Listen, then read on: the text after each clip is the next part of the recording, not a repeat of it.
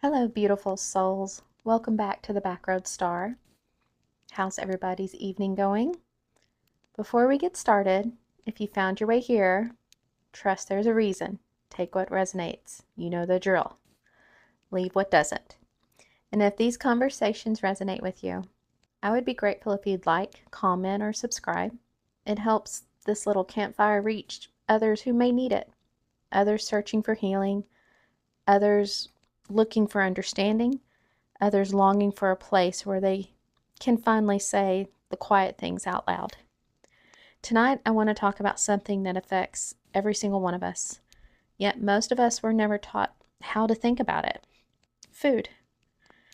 Not from the perspective of dieting, and not from the perspective of weight loss, but from the perspective of healing. Because if you're trying to improve your energy, calm your anxiety, regulate your nervous system, understand your emotions, or prepare for deeper healing, what you put in your body matters more than most of us realize. And I know that because I spent years asking what was wrong with me. Ended up PCOS, insulin resistance, hormone imbalances, anemia, digestive issues, brain fog, fatigue, vitamin deficiencies, malabsorption issues, abnormal lab work, a family history of diabetes. And despite all of that, it took me far longer than I care to admit to realize that food affects far more than our gene size. It affects our energy, our focus, our mood, our nervous system, our hormones, and sometimes our ability to heal. Tonight, I want to share what that journey taught me, not about dieting, not about perfection, but about learning to listen to the body that has been speaking to us all along. So, folks, I'm a Southern girl, if you haven't been able to tell yet. Food has always been a part of my story. Some of my earliest memories happened in my grandmother's kitchen. Not a fancy kitchen, not a television kitchen, a working kitchen. The kind where something was always simmering on the stove. My grandfather would come home and there was always a pot of beans and a plate of cornbread. That's how I grew up. It was the kind that flour was somehow found everywhere, somewhere on a surface. The kind where food wasn't just something you ate, it was how people took care of one another. My grandmother taught me how to cook, can, bake, sweet tea by the gallon, fried chicken, mashed potatoes, fresh bread, biscuits, cookies, and the biggest cinnamon rolls your eyes have ever seen. Garden vegetables, soups and stews, food made from scratch, food made with love, food made to stretch a budget, food made to feed a family. My grandmother worked in a school cafeteria when food was still made from scratch back in those days. The generations of children she fed that were not her own still talk to me of her cooking. She knew how to feed people, not just physically, emotionally. Food was comfort. Food was care. Food was how we showed up. I can still remember standing in her kitchen watching her work, the smell of bread rising, the sound of jars sealing after canning, the rhythm of someone who had prepared the same recipes 1,000 times. I never saw a cookbook open, by the way. She no doubt learned working beside her mother. Same recipes, same process, over and over. Food wasn't something she bought. Food was something she created. I was also a coach's daughter. If you grew up around sports, you know exactly what that means, too. Our lives revolved around ball games. 5 nights a week wasn't unusual. Tournament season was brutal hell. And if we weren't eating concession stand food, dinner happened when we finally got home. 10 o'clock, 11 o'clock, sometimes midnight. That wasn't unhealthy in our minds. That was simply our life. Looking back now, I realize food wasn't the only thing being shaped during those years. So were habits, meal timing, sleep schedules, stress levels, the rhythms of daily life. Nobody was trying to make poor choices. We were simply living the life we knew. Then came my mother's generation. Women entered the workforce, schedules became busier, life moved faster, convenience became normal. Hamburger helper, spaghetti, mac and cheese, quick meals after long days, boxed foods, frozen foods, not because anyone stopped caring, because life changed, society changed, because they were doing the best they could with the information they had at the time. Then came my generation.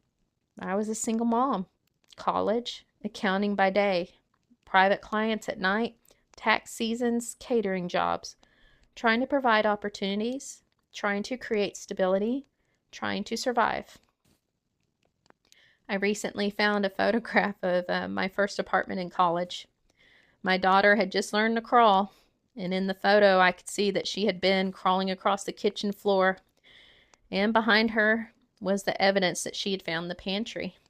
She had a big old grin on her face too, because she was holding a box of mac and cheese, that famous blue box. So creamy shells and hamburger helper, brownie mixes, cornbread mixes, muffin mixes, boxed pasta salads, things that were affordable, things that were quick, things that helped me get dinner on the table after another long day. I knew how to cook. My grandmother made sure of that. But knowing how and having time are two very different things. For years, I never questioned any of it. Why would I? This was normal. This was how I was raised. This was how most people I knew lived. Then life started asking questions I couldn't ignore. My daughter began having digestive issues her sophomore year of college. At first, we thought it was an ulcer. Maybe stress, maybe something temporary, but answers didn't come quickly. Eventually, we were told to start paying attention, to simplify foods, to eliminate foods, to watch for patterns, to become aware. I remember deciding almost immediately that she wasn't doing this alone. If she was changing the way she ate, I was changing the way I ate. My son joined us too. He didn't have much of a choice though, because that's what families do. We walk difficult roads together, one food at a time, one ingredient at a time, one label at a time. We started with eggs, only eggs for an entire week. And for the first time in my life, I started reading the back of packages, not the marketing, not the pretty pictures, the ingredients, how much it costs by the ounce. Around the same time my own health journey was unfolding, I was already post 2 surgeries. The doctor was trying to nail down a treatment plan for everything else. PCOS and insulin resistance, hormone imbalances, anemia, digestive issues, brain fog, fatigue, vitamin deficiencies. What doctors would eventually describe as malabsorption issues were the body struggles to properly absorb certain nutrients, abnormal lab work, which caused IV bags and monthly shots, and a growing list of questions. Questions that all seem to lead back to the same place. What's wrong with me? Looking back now, I realize I was asking the wrong question. The better question was, what is my body trying to tell me? Diabetes runs deep in my family. As a little girl, I watched one of my uncles slowly disappear. He had been an Army helicopter pilot. He was stationed in Germany when I was younger. I had heard a lot about him, and when he finally came home, I remember seeing him, tall and strong and confident, the kind of person who seems larger than life when you're a child. And I watched diabetes take pieces of him. He was discharged. He came home. He had gotten a divorce, little by little, until eventually I barely recognized him. He looked like skin stretched over bone. I didn't understand diabetes then. I only understood that someone I loved was disappearing. He died from complications related to diabetes at 36 years old. 36. A beloved step-aunt died at 22, crashing her car on the highway when she went into a diabetic coma. Today I'm older than they ever got to be. Years later, my mother would receive a diabetes diagnosis as well. And suddenly, family history felt very real. Not distant, Not theatrical, real. When I received my PCOS diagnosis and started hearing conversations about insulin resistance, I became determined. Not determined to be skinny, determined to be healthy. Determined to understand what my body was trying to tell me. Determined to give myself every opportunity possible to write a different story. That's when I started to pay attention, really paying attention. And what I discovered surprised me. Sugar was everywhere. Not just in desserts. It was in sauces and dressings and breads and foods that didn't even taste sweet. Processed oils were everywhere too. Ingredients I couldn't pronounce. Preservatives, artificial colors, artificial flavors, shelf stabilizers. Ingredients designed to help food last longer. Not necessarily ingredients designed to help me feel better. Some ingredients I discovered were outlawed in other countries, but they're still legal here in the US. Now, I want to be careful here. This episode isn't about fear. It's not about telling you what to eat. It's about awareness, because awareness changed everything for me. As we began eliminating foods and simplifying meals, we started noticing patterns. Some foods left us feeling energized. Some foods left us feeling depleted. Others left us feeling satisfied. Some left us craving more. Some foods seemed to support our health. Others seemed to create challenges. Some foods worked for me. Some worked for Lena. Some worked for my son. Foods became information. That may be the biggest lesson I learned. Food became information. Not good, not bad, information. My body would tell me whether something worked for me or it didn't. For years, I thought nutrition was mostly about weight. I thought it was about appearance. I thought it was about fitting into smaller jeans, looking a certain way, reaching a certain number. What I eventually learned was that food affects so much more than that. Food affects how we show up in our lives. Food affects whether we have the energy to participate in the moments that matter.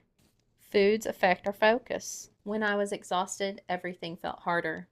Small problems felt bigger. Simple tasks felt overwhelming. I was less patient, less present, less able to fully engage in my own life. And I'm not saying food was responsible for all that. Life is more complicated than that. But my children paid the price for that too. I am saying that when I started supporting my body better, I started noticing changes. More stable energy, clearer thinking, better focus, fewer crashes. Less of that feeling that I was dragging myself through another damn day. Something interesting happened during this process physically. My body changed. Finally, I lost an enormous amount of weight. Weight that had been there for years, that had never budged. But that wasn't the thing that surprised me the most. What surprised me was how much better I felt. Looking back now, I realize I spent years believing the goal was to change my body. What I really needed was to support it. The biggest change wasn't what I saw in the mirror. It was what I felt when I woke up in the morning. It was the fact that people looked at me and said I was glowing. Never heard that. Or that I told people I felt better than I did when I was 16. Can you imagine? I was an athlete. I felt better than I did when I was 16 years old, and I was 46. The truth is, most of us don't realize how bad we feel because we felt that way for so long. It builds day by day. It sneaks up on us. The afternoon crash becomes normal. The bloating becomes normal. The brain fog becomes normal. All that constant fatigue. And then one day, something changes. You sleep a little better. You think clearer. And you have a little bit more energy. And suddenly you realize, maybe that wasn't normal after all. That's why nutrition became part of my journey. Not because I was chasing perfection. Not because I was trying to become someone else. Because I wanted to feel better. The energy to show up for my children. The energy to move my body. The energy to pray. the energy to reflect, to heal, to enjoy my hobbies again. The more I learned, the more I realized something simple. Our bodies are constantly rebuilding themselves, repairing, replacing, healing, creating hormones, supporting the immune system, producing energy, managing stress, trying their best to keep us alive. And they have to do it all with whatever materials we provide. The body is always trying to do its job. The question now becomes, what resources are we giving it? For years, I thought healing was something that happened in the mind. I thought if I could just change my thoughts, I would feel better. God, I can't even think of how many self-help books I've bought over the years. If I could just understand my emotions, I'd feel better. If I could just find enough answers, I'd feel better. But my body kept interrupting this conversation. The fatigue and brain fog alone, the digestive issues I just thought was normal, the inflammation, the symptoms I spent years trying to push through. Eventually, I realized something. My body had been part of the conversation the entire time. And if I wanted to heal, I couldn't keep pretending otherwise. And the more I listened to it, the more I realized something else. Nothing in the body happens in isolation. The exhaustion affected my patience. The brain fog affected my focus. Digestive issues affected my energy. The anxiety affected my sleep. The lack of sleep affected everything else. For years, I treated these separate problems. Different boxes, different symptoms, different frustrations. But the deeper I looked, the more connected everything seemed to be. One of these things that fascinated me during my healing journey was learning how connected the gut and the nervous system really are. Without getting deep into science, because that's not my realm, there is a constant communication happening between the brain and the digestive system. They're connected. Most of us have experienced it. Have you ever felt nervous and felt it in your stomach? Have you ever gone through a stressful season and noticed digestive issues? Have you ever been anxious and lost your appetite? Or stressed and wanted to eat everything in sight? The connection has been there all along, and it made me ask difficult questions. How can I expect my nervous system to regulate if I'm constantly putting things into my body that leave me feeling worse? How can I expect stable energy while surviving on sugar crashes? How can I expect my body to feel supported if I'm ignoring what it's trying to tell me? Again, this isn't about perfection. It's awareness. Because healing rarely happens in isolation. Movement matters. Sleep matters. Stress matters. Relationships matter. Nutrition matters too. They all work together. Most of us didn't arrive where we are because we were careless. We arrived here because our habits were built inside the lives we were living. And when I realized that, something shifted. The guilt softened a little. The judgment softened. The shame softened. Because awareness created choice. And choice creates change. I started making changes. I meal prepped. I canned vegetables again. I started making my own condiments. I simplified ingredients. I learned how to adapt my recipes. Not perfectly and not overnight, one decision at a time. One of my grandmother's most requested recipes was her pickled beets. To this day, they are still one of the most requested things I make. Family reunions, holidays, cookouts. Someone always asks, "Did you bring the beets?" The recipe is hers. I simply adapted it over the years. I make them sugar-free now. Everything I make is sugar-free. Not because I wanted to erase the recipe, because I wanted to keep it. As I started bringing those beets to the family gatherings, conversations started happening. People started talking about blood sugar, pre-diabetes, diabetes, health scares, doctor visits, things people had quietly been carrying for years, and I realized I wasn't alone. The older I get, the more I realize healing isn't about rejecting where we came from. It's about understanding it, learning from it, and carrying it forward, so the parts that still serve us. Maybe that's true of food. Maybe that's true of life. What if nourishment isn't punishment? What if nourishment is gratitude? What if caring for our bodies isn't about earning worth? What if it's about appreciating the body that has carried us through every season of our lives? Tonight, I want to leave you with 3 simple questions. What foods leave me feeling energized? What foods leave me feeling depleted? What is one thing I could become more aware of this week? No judgment, no shame, just awareness. Because awareness is often where the healing is. Take a deep breath. You are loved. You are safe. You are worthy. I believe in you. Always.